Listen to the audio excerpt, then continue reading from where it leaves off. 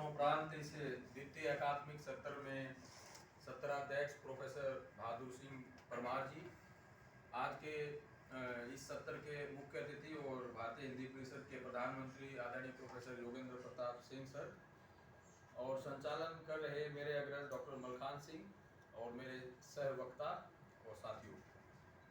मेरा जो विषय है वो संत रैदास की वाणी में सामाजिक चेतना है। सुबह से सुन रहे हैं, उद्घाटन सत्र में बहुत कुछ सुना और अभी भी, और इससे पिछले सत्र में भी। मैं थोड़ा सा आचार्य भरत की उस पंक्ति से यहाँ शुरुआत करना चाहूंगा जहाँ वो दृश्य काव्य को परिभाषित करते हुए कहते हैं, नाना भावो संपन्नम नाना अवस्थांतरात्मकम लोक वृत्तानुकरणम नाट्यमे तन्मयाकृतम। क्योंकि विभिन्न अवस्थाओं की बात, विभिन्न उन सारी सांसारिक विपत्तियों, सांसारिक चालबाजियों या सांसारिक दुख कष्टों की आप बात करें तो एक पूरा कैनवास जो बन जाता है। मेरे ख्याल से संत वाणी का जो निष्कर्ष है वो यही है कि मानव मात्र का कल्याण जो है वो संत वाणी का एक, अगर उसकी जाति कोई है जहाँ, क्योंकि जात से जुड़कर बात बार बार रैदास भी करते हैं, लेकिन अगर संत वाणी की कोई जाति है, कोई पहचान है, कोई विशिष्टता है, तो मेरे ख्याल से वो मानव मात्र का कल्याण है। और जब मानव मात्र की बात करते हैं तो उसमें कोई जाति धर्म पंथ वो नहीं रह जाता है। जैसे आचार्य भरत ने कहा, नाना भावों संपन्नम, विभिन्न प्रकार के भावों का, नाना अवस्था, विभिन्न प्रकार की अवस्थाओं का, लोक के वृत्त का अनुकरण। तो जो लोक है वो अपने आप में व्यापक है।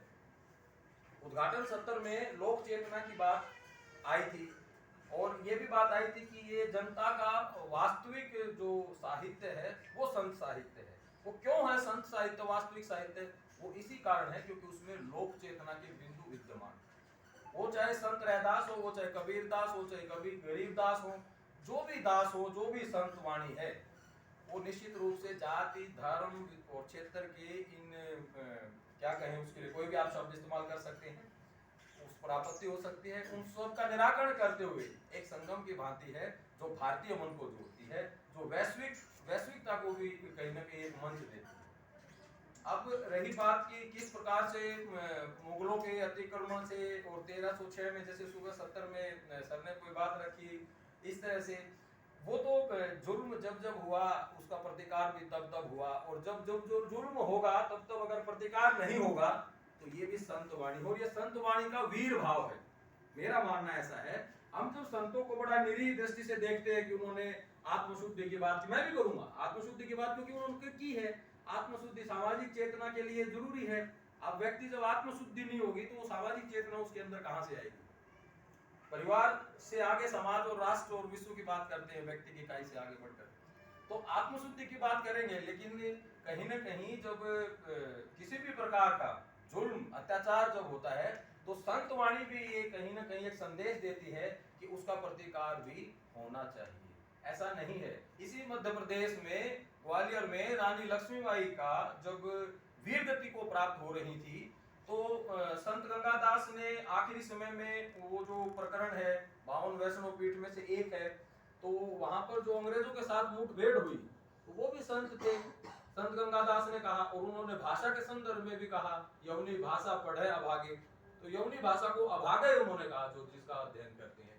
वर्तमान समय में बहुत सारी चुनौतियां हैं, कंप्यूटरीकृत का जमाना है, तो उससे कोई परहेज नहीं है अंग्रेजी से या किसी भी भाषा से।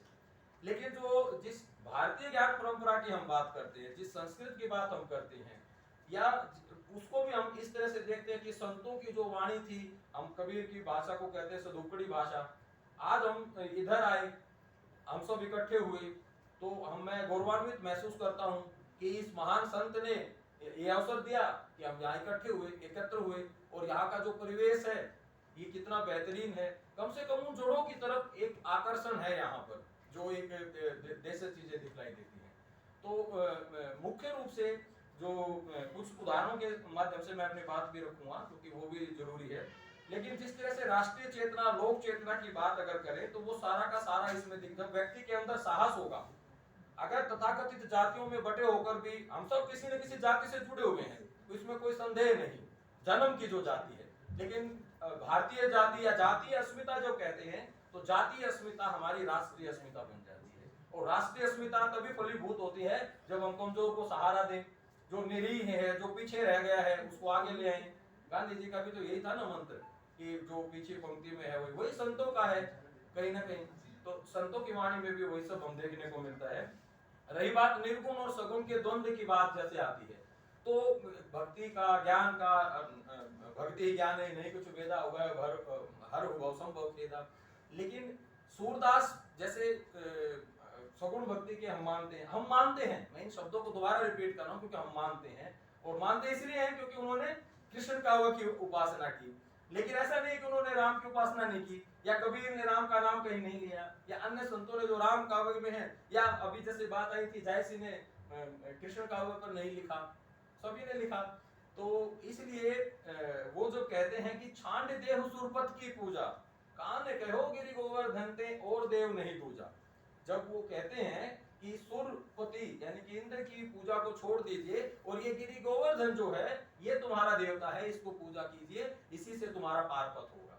यानी कि धरती से जुड़ने की बात करते हैं, कर्म कौशल की बात करते हैं, अन्न उपजाने की बात करते हैं, कृषक को उसका धर्म निर्वाह करने का वो एक मशवरा देते हैं, सलाह देते हैं।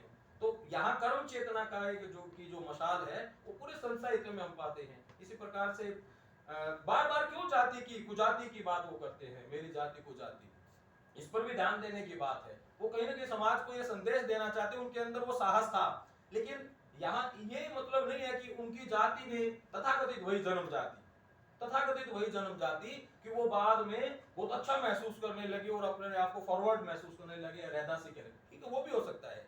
लेकिन उनका तो कहना यही था कि कहीं ना कहीं जो भी जन्म जाति है उन्होंने एक जो देखा उसको कहीं ना कहीं उन्होंने उस रूप में लिया कि एक हे दृष्टि से कहिए, या लेकिन उन्होंने वो साहस अंदर से दिखलाया। अब कुछ उदाहरणों के माध्यम से भी मैं अपनी बात रखना चाहूंगा कि कबीर ने कहा कि गुरु कुम्हार शिशु कुंभ है, गट काट है खोट, अंतर हाथ सहार दे बाहर बाहर चोट। अंतर हाथ सहार दे, आंतरिक चेतना की बात, तो यही रहदास करते हैं। वो अपने अंतर मन को, मनुष्य के अंतर मन की शुद्धि की बात वो विशेषकर करते हैं। और राम और कृष्ण दोनों के आप यहाँ पर पद इसमें पाएंगे, आप सब अनभिज्ञ नहीं है लेकिन फिर भी उदाहरण के रूप में मैं यहाँ रखूंगा। वो एक पद में कहते हैं कि उस परम सत्ता का ध्यान करते हुए, वो परम सत्ता है वो राम के रूप में हो, कृष्ण के रूप में हो, बुद्ध के रूप में हो, जिसका जो राम अपने अपने मन के अपने अपने राम हो सकते हैं। एक गरीब के लिए, एक पिता के लिए पुत्र का आगे बढ़ना राम हो सकता है, किसी श्रवण के लिए उसके माता पिता को कंधे पर बिठा कर ले जाना राम हो सकता है। तो इसी प्रकार से वो कहते हैं कहूमन राम नाम सम्हारी, माया के भ्रम कहाँ भूलो, जाहुगे जग झारी, जाहुगे कर झारी, हाथ झाड़ कर जाओगे, कुछ लेके नहीं जाना है। देखी धो यहाँ कौन तेरो, सगा सूत नहीं नारी, तौर उतंग सब दूरी करी हैं, देंगे तन जारी। आगे कहते हैं प्राण गए कहो कौन तेरा, देखी सोच विचारी। अब वो कहते हैं सोच विचार कर देखिए कि कौन है तेरा, प्राण तो चले ही जाएंगे अंत में। बहुरी ये ही कलिकाल नाही, जीती भाव हारी, यह माया सब थोथरी रे, भक्ति प्रतिहारी। भक्ति ही प्रतिहारी है, ये सब तो थोथी माया है। कह रहे दास सत वचन गुरु के, जो जीवते न बिसारी। गुरु के वचन जो है वही सच्चाई है, जिसको जीवते जी या अपने जन्म काल में पूरे जीवन में जिसको बिसरना नहीं चाहिए, जिसको भुलाना नहीं चाहिए, वो गुरु कुछ भी आप मान सकते हैं, वो अपने लेवल पर आप सब हम मानते हैं। और आगे वो कहते हैं सहजता की जो बात है, जैसे कबीर ने कहा सहजता, जायसी ने भी कहा मानुष हो तो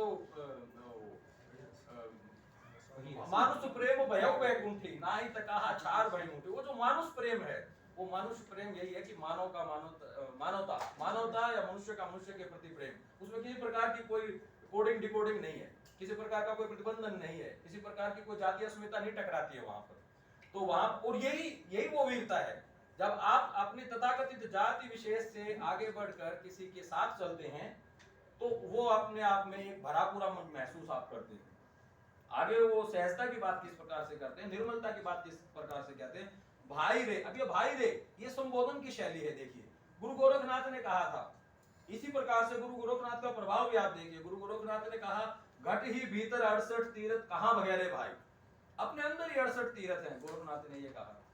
तो अब जैसे गोरखनाथ से मुझे ध्यान आया गुरु गोरखनाथ से कि जो संत गंगादास हैं वो बहुत सारे ऐसे उदाहरण हैं जो इतिहास में नहीं आ पाए, जिनकी गणना नहीं हो पाई। आचार्य शुक्ल ने अपने इतिहास ग्रंथ में उसका उल्लेख किया अप्रत्यक्ष रूप से कि साहित्य सिर्फ वही नहीं होता है जो लिखित में आ गया है, जनश्रुतियों के माध्यम से भी वो प्रवाहमान रहता है।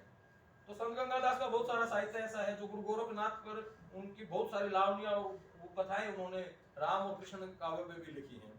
तो इसी प्रकार से कहते हैं यहाँ, भाई रे सहज बंदो लोई, बिन सहज सिद्धि न होई, लोलीन मन जो जानिए तब कीट भंगी होई, आपा पर चिन्हे नहीं रे और को उपदेश, पर उपदेश कुशल बहुत है, जैसे हम सुनते आए हैं।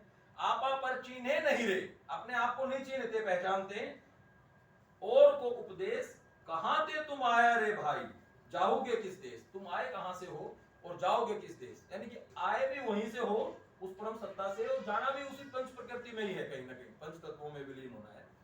कहिए तो कहिए कहिए कहां कौन पतियाई, अब क्या कहा जाए और कौन इनको समझाए। रैदास दास अजान होया करी, रहो सहज समाई, अपने आप में सहजता में रह